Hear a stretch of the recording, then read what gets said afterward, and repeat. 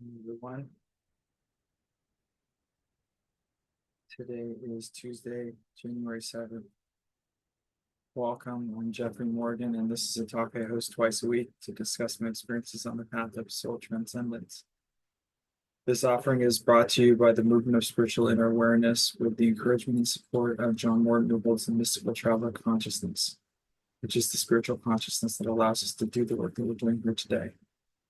If you're new to the call, the format is simple. We're going to start by calling ourselves forward to the light, which is calling our awareness forward into the light of God that's already present. And then we're going to chant three Anai hues. Hue is an ancient name for God, and Anai invokes a quality of empathy and compassion. Then we're going to watch a video clip from a teacher, John Roger.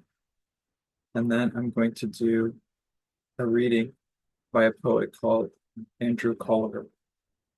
And then we can talk about whatever you would like.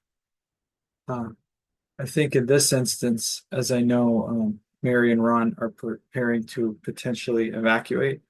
I'm going to call us into the light today exceptionally. As number one, I don't know if they're on, and number two, I'd love us to just place a blessing on the situation and the ongoing fire in the Palisades area of Los Angeles. So I'm gonna call on the light, and then we'll go on as usual. And please don't be bashful if anybody learns things and um, wants light sent. So just we have Brenda in the chat posting. So if you have light requests or things, so people can see it and they can send light. And if you know of anybody who needs a place to stay, Prana 3500 West Adams is open and has a lot of rooms. So please email myself at jeffrey@msi.org or pk@msi.org. Um, so if you need a place to stay, don't be bashful. A lot of people have already gotten hotels, which is great. I like hotels too, but if you need help, let's just make sure we're taking care of each other. So with that, let's just close our eyes and take in a deep breath. Father, Mother God, Lord God of the universe, beloved friend, we call ourselves forward into your most precious love, light, and sound. We ask for the light of the Holy Spirit and light of Christ to surround, fill, and protect this session. Everyone here, everyone who may be affected by any natural disaster anywhere on the planet, and all those within our beloved family of initiates, ministers, and the family of those people, so that only that which is for the highest good will take place here.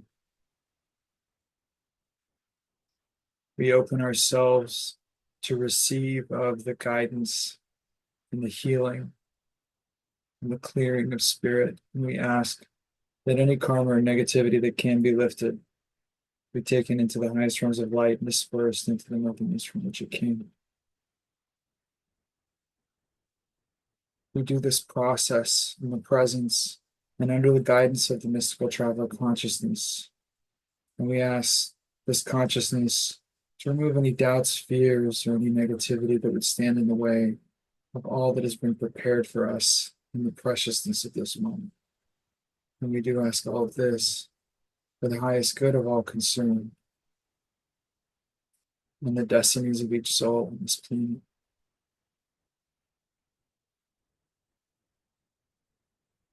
We ask for a great calm of light emanating from the highest, the heart of God, radiating downward through all the affected areas and all the people affected by the Palisades fire, and all those who are present here and anchoring into the center of the planet, radiating out the most beautiful, precious light, vibrating at the frequency of peace, the Christ, the infinite love and mercy that is present, made manifest in each of us. We ask that every cell of our body reverberate this peace that surpasses understanding,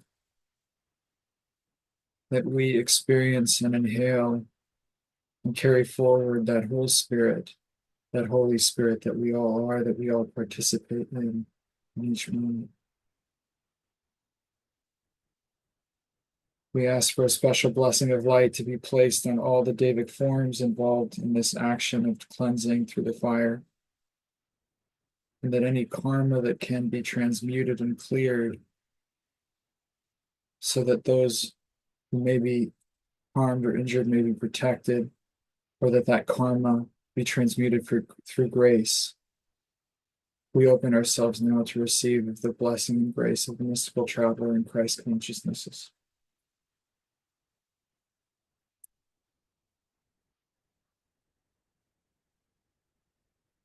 We see a great cascading of light like raindrops over all the flames, releasing, exhaling, loving, transmuting. We see it washing away all that is unnecessary in this experience. But we are always grateful to be servants of this beloved that we are. And we are always grateful for all the blessings that have been bestowed, for the blessings already. And above all, we know that your will is done. And for this, we give our thanks. And so it is.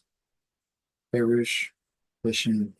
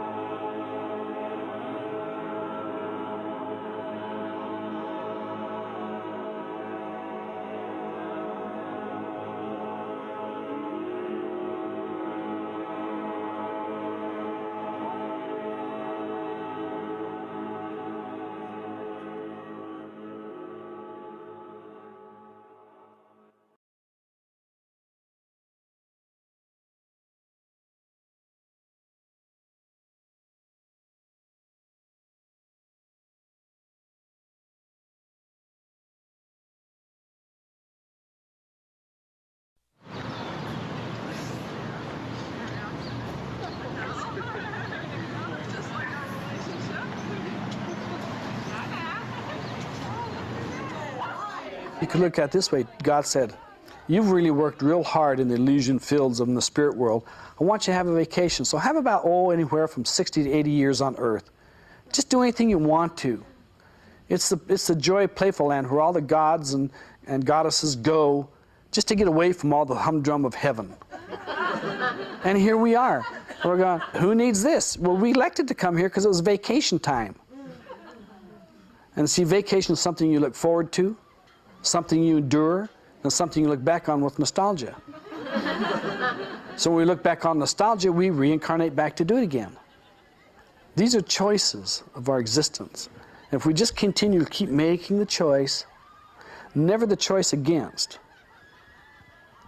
never the choice for phenomena, but the choice for joy of God within us, and to find that and go to it.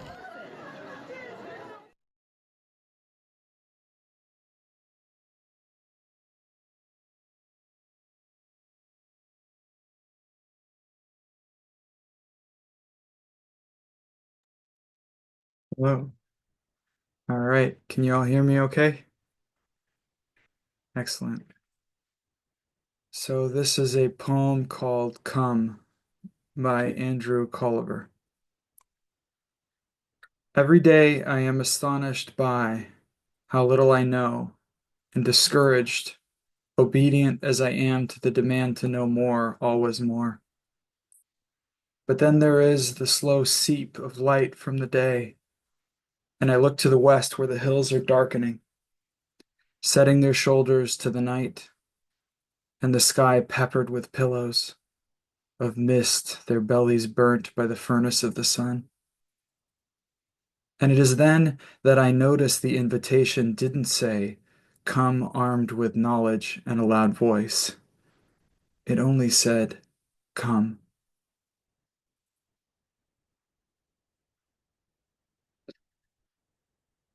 All right. What would y'all like to talk about today? Kristen.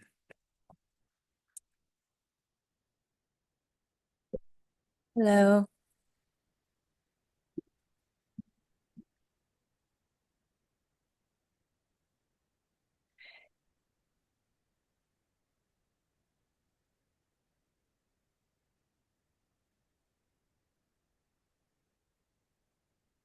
Mhm.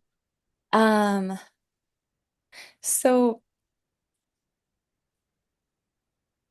I'm just feeling called to, I just have a lot of gratitude for for you calling in the light for that area. And I guess I feel a lot of gratitude for um the attunement to spirit and like the willingness to follow so closely that you have because it feels like it creates like a blueprint, like it lifts the blueprint. Are you following me? Okay. So this morning, like in the past week and a half, I guess what's coming forward is like I really want to let go of this uh, picking stuff up thing that's been happening a lot in the past week and a half. And this morning in my morning meditation, I was like sitting with what's always the opening and what's the thread and the theme. And it's always some sort of like over responsibility, some sort of, I think like I was doing forget like releasing of the I don't know, paradigm or whatever that like I have to save humanity or the planet or whatever. All of that promises, like all of that type of thing, like that I made unconsciously. Um, and so, and also like, I think on a somatic level, like it's winter, it's like dark outside, like, and clearing up some things like somatically for me, which I did today, which really helped things to move.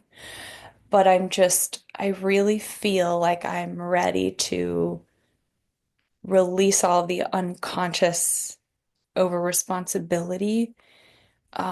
And I think that would probably mean like I'm making it in my mind mean that I have to just really accept things and trust that like it's as it's supposed to be, whatever. So I just like anything that is coming forward for you.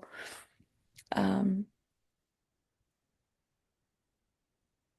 Yeah, I think what's coming forward most is,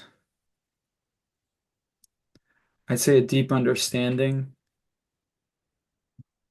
and an experience level of what it's like to feel like you're vulnerable and just constantly picking stuff up. I think that for me, the most liberating realization was that non-dualistic reality of all relationships are inside of me. And yet, even after that realization, there was a kind of an inertia of existing patterning in the consciousness that continued with the same energetic behaviors that caused things to be picked up previously. mhm, So, what'll often happen is we'll have a stroke of insight in the consciousness, but it may take time to fully reverberate down. And sometimes the reverberation is a process of recalibration that can take some time. And sometimes the recalibration is a process of shedding old skin. Sometimes for me, it was not so much that I needed to fix the problem of picking up the something. It was I needed to shed the skin associated with picking up the something. So it became less about solving an external problem and more about identifying with a deeper part of myself. Now I see in you a process of activation where you are referencing from a deeper part of yourself. What will often happen in that process is we discover that parts of our identity that we may have thought were us, it turns out that they were like puppets, almost animated by the energy of our beingness. And as you pull that energy into a deeper place, those things that were animated start to lose motion. They start to lose vibrance because they were never really you in the first place. But the tricky part is often the basic self or the body consciousness or the subconscious self will become attached to a specific pattern or reference point of your beingness. And so there's a process that I would say is very akin to grieving. And it can feel like almost like a heartache when part of you starts to go to sleep or almost pass into spirit or die. That's what it can feel like. So often what'll happen is in those final stages of letting go of that beingness that isn't you, the beingness will fight for its own existence, like a program, almost like a computer program that's fighting for its own beingness by starting to pick things up or starting to get identified to try and get you to put energy back into it. I have compassion for the part of me that feels that those things are necessary. But as I start to allow that being to pass into spirit, it starts to release. And pretty soon it's as if I forgot how to pick up those things. It's not so much that I stopped it, it's that I don't remember what it was like to be the one that's picking up those things. It's very strange. It's very strange. There was a period of my life where, for whatever reason, I was getting hit by a lot of black magic energy. It would just hit me and hit me and hit me. And so I had a lot of judgments about like, wow, you've been clearing since you were 11. You shouldn't be picking this stuff up. How could you? You've been you've been your mom's guinea pig since you were 11. You should know. You should know how to handle this. And I was in my 20s at that point, and I was helping other people clear when they would call me. And so there was a point at which, I mean, I was so desperate, I started wearing a black tourmaline just because the frequency of it in my auric field seemed to be opaque to that. And so I would feel better. So I just kept wearing it until my energy kind of learned from it. But then there was a point when I had cleared or completed that identity pattern. It was a discontinuous energy pattern. Most ego identities, actually all ego identities are discontinuous energy patterns because there's a point at which they will die. Everything dies but the soul, because the soul is that eternal God consciousness in individuated expression. So all those parts of the I am that are not that or below that are going to die anyway. So when that one died, all of a sudden it was like, oh, why did I ever have an issue with black magic? I just couldn't even remember it. It was the strangest thing. The good news is if we keep our intention toward the loving and we say, Dear Lord, please reveal to me the ways and means by which I can return to the most authentic, unconditional loving as soon as possible for the highest good of all concerned. You get all these things revealed to you, and there is a kind of inherent intelligence in the process. So, in a way, I'm always incompetent as to how all of this works. But in my ownership of my incompetence, God will show me that process. God will show me what I need to see in perfect ways and in perfect timing so that I may be free.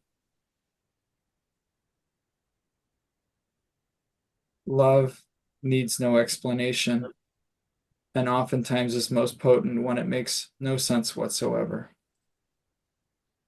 Many times, the greatest loves I've felt are the loves that I have felt in defiance of my ego, when in the moment I would rather just cuss somebody out, I decide to send them a very loving message authentically. And I rip open my heart and find that they were God. They were always God. There was nobody else but God. And there's a very interesting articulation of this. There was a teacher called Swami Vivekananda who I really like. He talked about Advaita Vedanta, which is recognizing the oneness of all existence and kind of freeing yourself from the illusion of Maya and having complete union with the divine. Now he said that uh, a jnani or jnani, Jnani, there's a couple of ways to say it, is somebody who would have had that knowledge, that direct knowledge of God, and freed themselves completely. And they're free of temptation. They've rejected the world, all the illusions, and now they're one with God. And that's all they seek. And so a lot of those people, they go off into mountains, they go into caves, they become these sages. And then there's this other concept he called a vijnani or vigyani, which would be someone who has done the first, but then come back into the world to live amongst the world and realize that it was also God. And so they look around everywhere and they just see God everywhere. I don't think there's any accident in you being in the world or you being called to engage physically with the world, as much as there's a part of us that would love to be safe in a mountain somewhere meditating. There's a pull toward connection with others in our karma that wouldn't let us off the hook that easily. We do not teach renunciation of the world. We teach transcendence of the world. And transcendence is to become aware of and reference from who we already are that already transcends the world. It's not a denial or a hatred of the world. It's not a condemnation.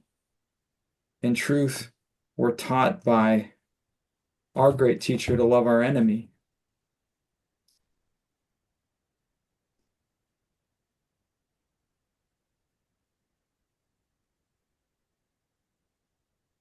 So in the end, there will come a time when you would even love those things that you pick up and the discomfort of that. And that loving may in fact be the chemical that dissolves those conditions from your consciousness.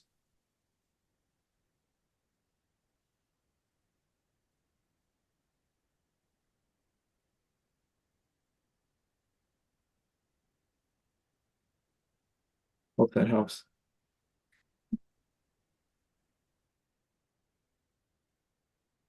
Helps.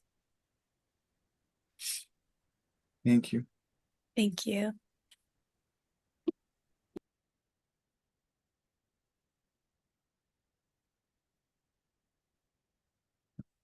Is that Mr. Poer? Is that pronounced that way?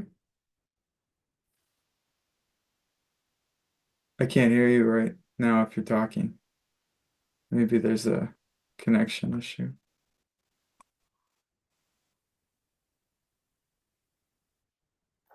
Can you hear me now? Yeah, I can hear you. All right. Mr. Power, how are you, Jeffrey? Oh, okay. Hi. Hey, uh, so I have a question. I'm having a lot of challenge getting organized. I feel through my life I've been having a lot of self-sabotage to finish things. I've pushed a lot to do stuff to and I feel grateful for the achievement that I had, but it's always been a struggle. It's been very hard to get there, and I tend to lose hope towards the finish line. Once I'm almost into a project, I tend to lose hope, and it's I've been doing all kinds of seminars, um, list on how to achieve things. But man, I feel there's something else that I'm not understanding. I don't know if it's related to my inner child, or I don't know. I would love to get your insight on those type of situation. Excuse me one sec, just pouring myself some water. Okay.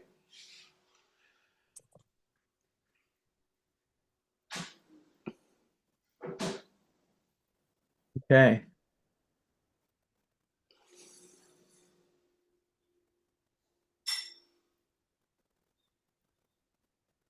So the process that you're talking about is something like you have ideas for projects, but you don't complete them. What would It, it be like? yes, and it can even go further. As finding out that I do music, and my purpose through music is to irradiate joy and good vibes, and I usually do it and I enjoy it, but the process to the whole releasing music, or the whole activity, it's just a lot of energy draining, and somehow it's not making me happy, the whole process, because I feel it's challenging. It's almost like I'm not understanding why is it that I'm not being able to achieve something, if I'm talented, organized somehow, and I have a focus on the things that I want So to do, but would you say so you have a focus on it? Again, that's a mental activity, but would you say that your action level matches that intention? Like, do you do the things you know need to be done in order to be successful in the music industry? yes, and that part, it's a little challenging, because it's just, No, no, I understand that it's challenging. I'm asking more like, are you doing the actions that you know are needed, or are you yeah. struggling to find the discipline to do it? No, I know what I need to do, and it goes beyond my career. In my personal life, it's just procrastination is such a present word, and then hopeless is almost present all the time. So I have a lot of information like that somehow keeps me retracted from moving forward and achieving things. Even I find myself being grumpy, when I'm moving forward to it and doing the things and being proactive to do it. I'm even Yeah, feeling grumpy, and not that projecting. you're being proactive. Yeah, it's so weird. It's like I know somebody who's uh angry if they're early for a meeting, because they feel like they wasted time or something. Whereas I'm kind of like, I have to be early to meetings because I'm worried about Right. being late. Yeah, so interesting. So my experience, I've worked with quite a few people with similar patterns. Okay. And I think a lot of it is, and so let's put it like this. There are foundational karmas and life patterns that are in place that may be in play here. But if you say, well, what's in my control? What's in my control is habit formation. So there's books like Atomic Habit and The Power of Habit, and you basically have to program yourself to figure out how your motivation works and how to incentivize actually getting stuff done. That's like a very practical, concrete way of doing things. There may be, and in fact, I've helped people clear patterns of self-sabotage, which can even come through the psychic genetic level through parents and through parents of parents. So there's a lot of dimensions that you would clear, but again, that's a proactive process. So I could tell you a bunch of techniques to do forgiveness, and then you might procrastinate that process for a month.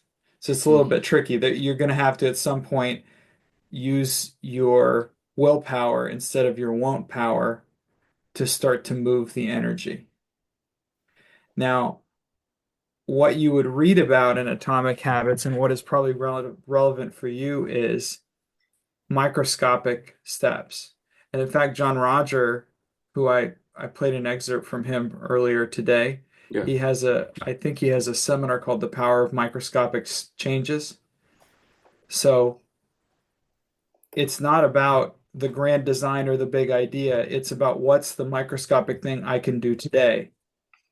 In many cases, great achievement on the planet is simply the sum total of microscopic decisions and actions taken on a daily basis, compounded over a period of time to achieve a result or in a common direction.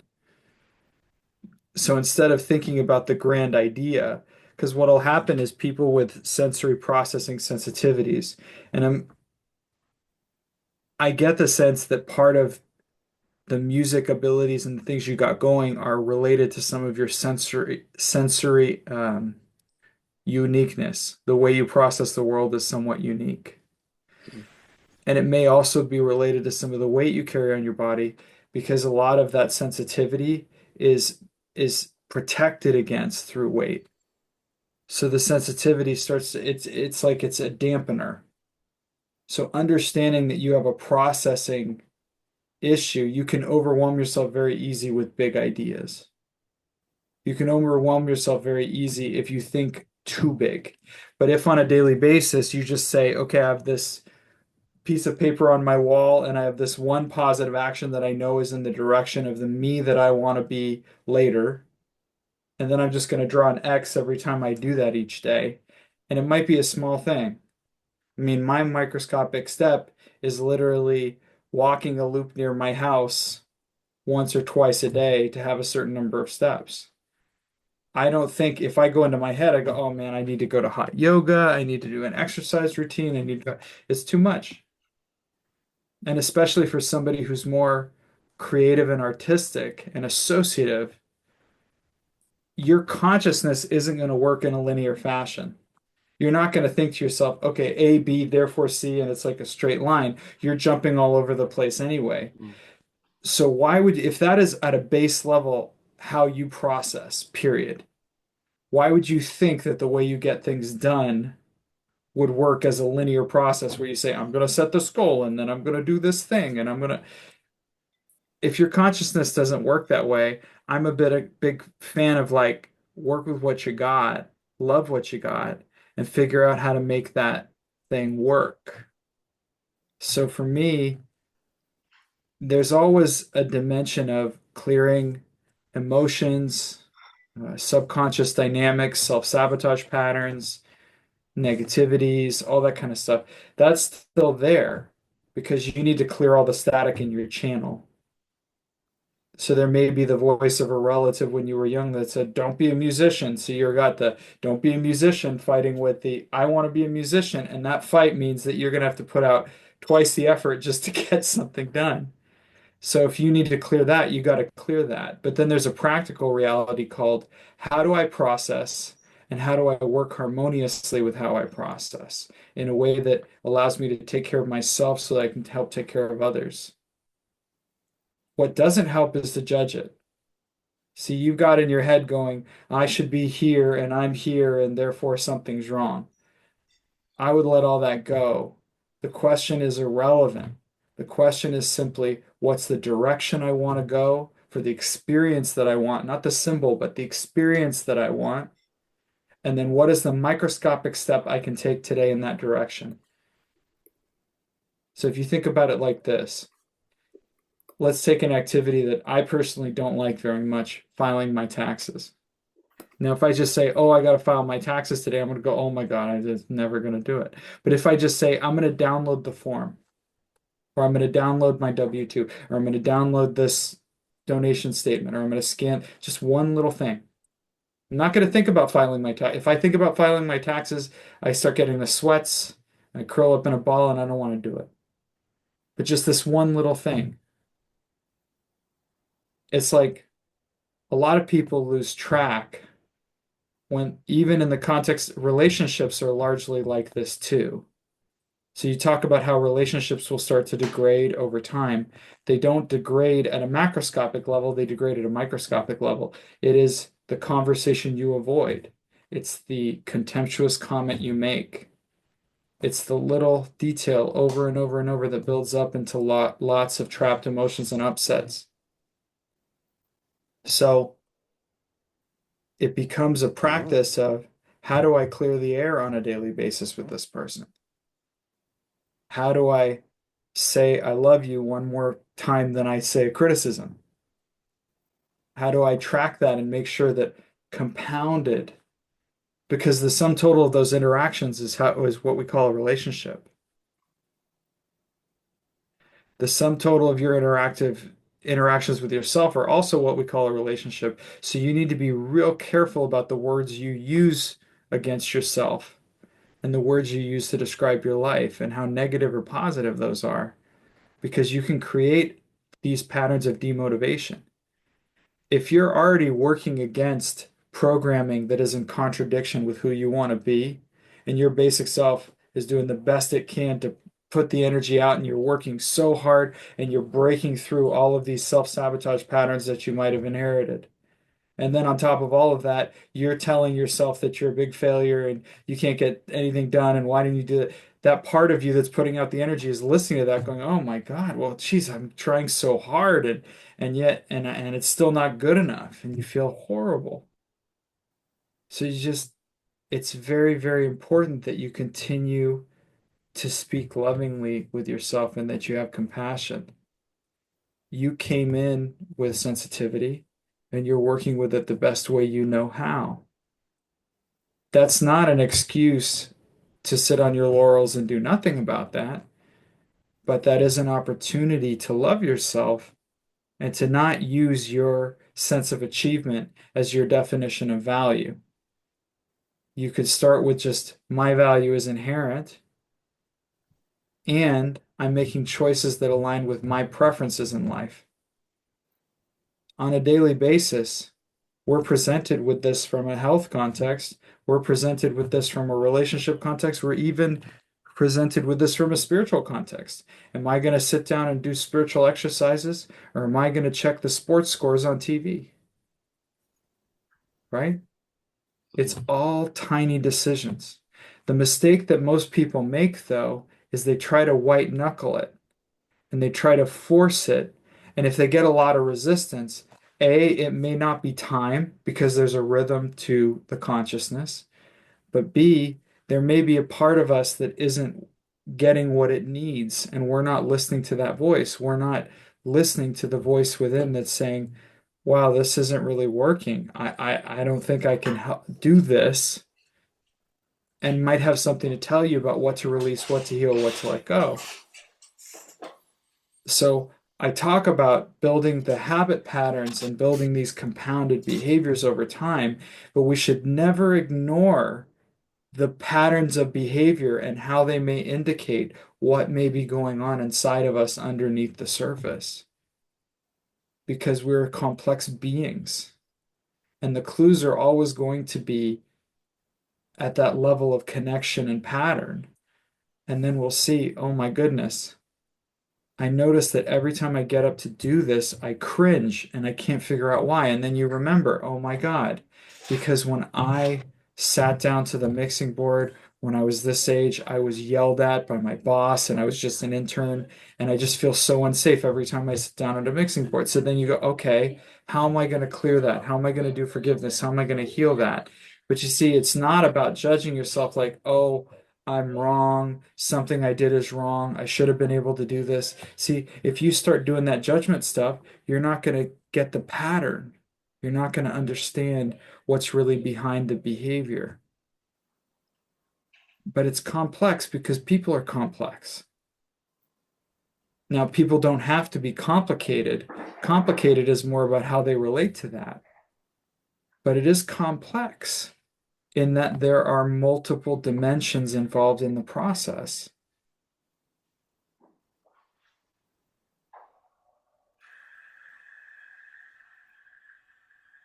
With all of it. I mean, it caught my attention the way that you describe on not to do things linear.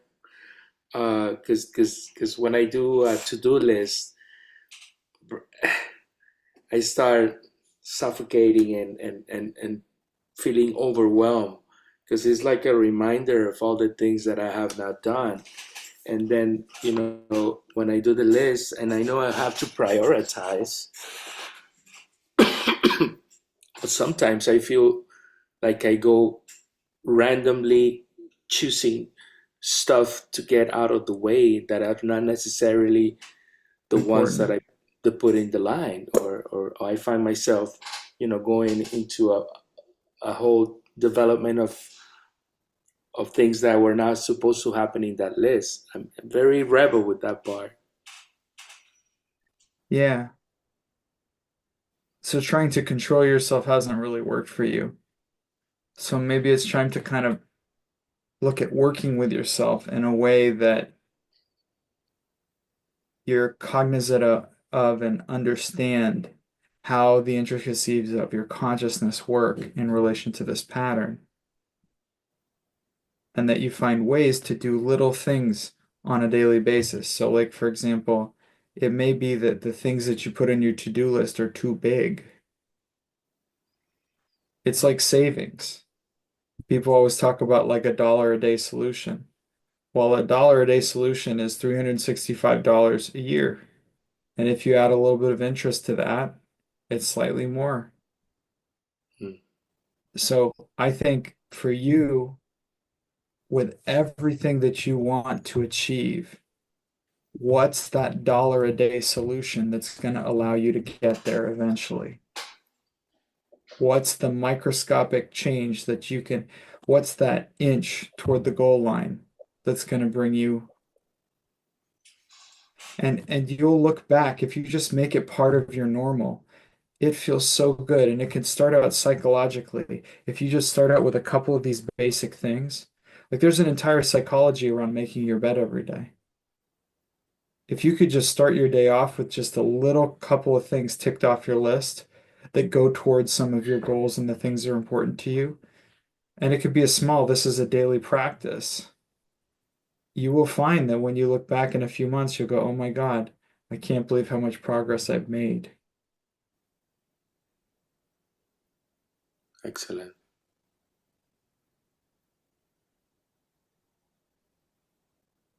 Thank you. God bless you, man. Thanks. You too. Uh, Finlay or Finley? Can't hear Hi, you. my name is actually Coco Rose. Oh, It's too much of a long story of why it comes up Finlay Hitchcock. right on. Hello, Jeffrey. This is my first time meeting you. Okay. I've been sitting here listening to what you're saying, but also trying to formulate my question and bottom line it. But I'll just tell you one part of it, and that is I advocate for a lot of elderly people in a retirement village where I live. Some quite shocking things going on and illegal things, but I get in a situation where I go too far in the respect of taking care of myself, and I get out of balance, and that makes me more. The pressure builds up to keep fighting because of the injustice. So, yeah, I just like more peace and balance in my life. Hmm.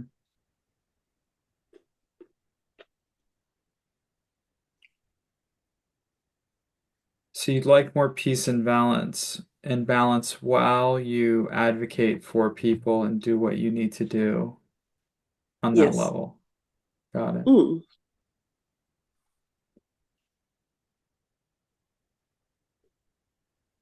I've worked with people, I've had the experience myself of coming up against wanting to have a different experience, but realizing that I'm sourcing my energy from an energy pattern associated with the experience that I don't want.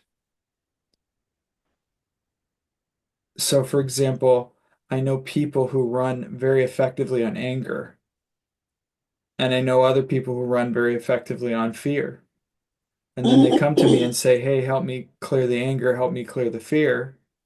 And then I say, "Are you sure that's what you want?" And they say, well, what do you mean? Of course that's what I want. I said, because there's a lot of things you like about anger. Anger makes you feel strong. Anger helps you cut off the emotional sensitivity so you don't feel pain in your heart all the time. Anger makes you more courageous in situations where you feel like you could feel threatened or feel, do you really want that anger? And the truth is, they may, because anger can also be very damaging to the body, to the consciousness. And it can really do some damage even psychologically in that process. But if we want to shift the pattern, it's a lot like when you're working with somebody who has an addiction like smoking. It's like if you're going to take away the smoking, you better have something as good or better to put in its place because they're getting something out of the smoking. You have a fieriness that I think you like. I think you like that about yourself. But that fieriness right now comes out of anger. And that anger comes from that empowering moment when you say, "This will never happen to another person again on my watch." And you have this stand up, and it feels it feels great. It feels like you're the shining soldier on the battlefield, and there you go. But it starts to weigh on you as well because when that energy dies down, you start to feel heaviness and a loneliness and a sadness. I have never found justice in this world because one person's justice is always another person's crime. Have you ever noticed that?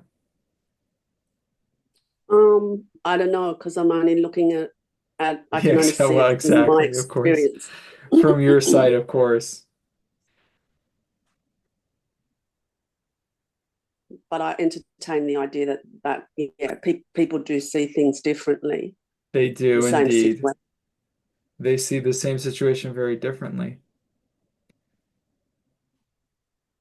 That whole notion of civil justice can be such a trap because at the end of the day, anything that traps us into right, wrong, good, bad, anything that gets us into that rat race of this is good, this is bad, this is winning, this is losing, this is right, this is wrong. It's so addicting. This world is so built for it. And as soon as we're in it, we've forgotten who we are.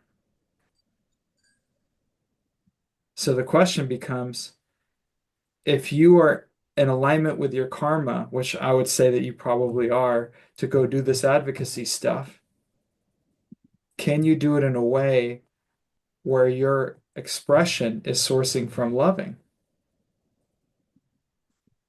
When I Yeah, I was don't know. I'm saying I'm nodding, but I don't. That's I think the problem, right, and it seems really simple, but I'm it's not not. doing it. And I think one of the issues But is you, because I have a lot of health issues, and the getting angry and the acting gives me energy when the illnesses are making me feel weak. And maybe that getting angry is creating more weakness and illness. I don't know, but I'm definitely caught up in a bit of a thing here. it's a cycle. I'll give you a hint. What I was Uh-huh. describing generally, I was being very specific with you about the energy. Yeah. So the way to shift it is you have to demonstrate to your consciousness that there is a different way. The truth is you don't need to be against anything to be for something. And the way that healing starts, in my experience, is healing the blocks within us so that the love can pour through. There is an inherent intelligence to the body, and there is a source of strength that is transcendent of the body. And I've seen people who are much smaller move really big people and really big objects. And you go, well, where did they come up with that? Because they're teeny, and how do they don't have the muscle fiber for that? And how did they do that? Well, the truth is there is a source of energy that is transcendent of all of us, that we're all a part of, paradoxically. The degree to which you remove all the static in the channel and allow that energy to flow. By the way, that's another good seminar, static in the channel. Um, when you allow that energy to flow, Mm. that energy can be your source of strength. That loving presence of divinity can be your source of strength. So a lot of it for you is about holding that intention. So it becomes less about, instead of saying, this is my work, this is my body, it's this is God's work, this is God's body. So it's having that affirmation continuously running. And it comes down, it's like in John 5:30, but for myself I can do nothing. You know, it's like they say it, Jesus said in the Bible, for myself I can do nothing. So it really is holding that intention and that awareness. Now, in the beginning, your ego has been tuned to do it yourself and to do it from anger. So you're going to have to repattern that, which means just consistently and intentionally going before you go into a situation. All right, God, I'm a vehicle for your loving, for your expression, for whatever is for the highest good. Please use me. Let me be an expression of your presence here. And then go into the situation and see what happens. In the beginning, your ego may come back in and you start trying to argue and fight and do all that stuff, kind of stuff in the moment. But little by little, you'll start to repattern and start to really, through that intention, move out of the way and allow God to express through. It's not about what you do. It's not a doing process. It's holding a clear intention and then allowing God to do for you.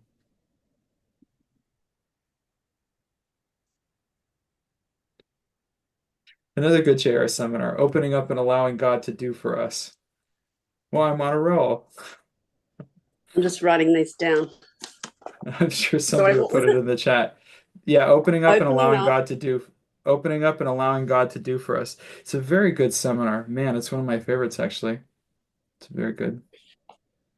Do for us. That is so fabulous. I don't know why the way that you just said it, it just really just clicked in, and it's so simple, but then it's up to me to actually keep working it. Yeah, and the discipline is just return because you're going to go off course. Honestly, you are. You've got a lot of patterning and a lot of proof in your life that anger works real well for you. So you're going to have to just continuously reaffirm that intention For myself, I can do nothing. It is the Father through me. It is God through me. It is Spirit through me. It's divinity through me.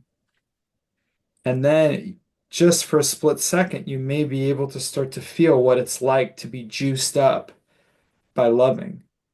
And it is unreal. It can be uncomfortable. It's so powerful. Yeah, I got I it mean, now. I got it now. yeah, I know it. There are times It's not like right, uncomfortable. It's nice. there are times when it is so juiced up working with people on this call that I'm almost shaking. And I'm not doing that. My God, I don't even barely know how to tie my shoes. But the consciousness that goes through and works with people knows how to do it.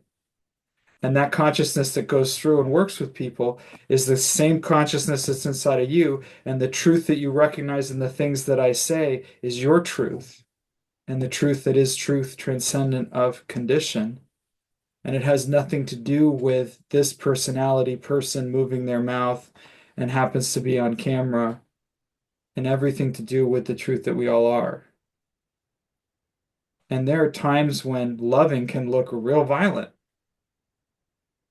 I once got a lecture from in jujitsu where somebody was talking about how one of uh, one of the most loving things you can do to a belligerent person who's attacking you is to break their arm. You go, well, what? Well, yeah, they tried to stab you with a knife and you broke their arm. And thank God you did, because if you hadn't broke their arm, they would have tried to do that on somebody else who might have had a gun. You saved their life. Sometimes our loving saves people from themselves. And it looks a lot like violence, but inside of you, it just goes, oh God. It's just like when your kid is going to cross the street and it's a busy street and they're not looking and you just yell, hey, that energy that would dive in front and protect anyone like that. It's actually sourcing from a great loving and compassion. It's an overwhelming loving and compassion. And for these people who are doing things that may get in the way of your process of taking care of you, it might be really, you're doing them a favor by bringing their awareness to this. It might be an act of loving, like you're saving them from themselves. Sometimes people don't know that they're hurting other people with their decisions. I'm really grateful when people bring that stuff to my attention and say, hey, when you said that, I took that in a way that hurt me. And then that gives me the opportunity to go, oh, wow, I don't really want you to hurt you in relation to the things that I say. Let me use different words now. Or let's clarify intentions here. No hurt meant. And there's such an incredible compassion and loving available to us. And sometimes that can look as ferocious as a tiger.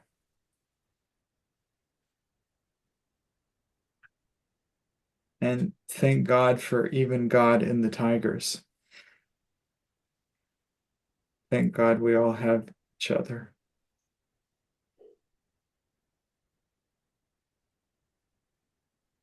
Well, all right.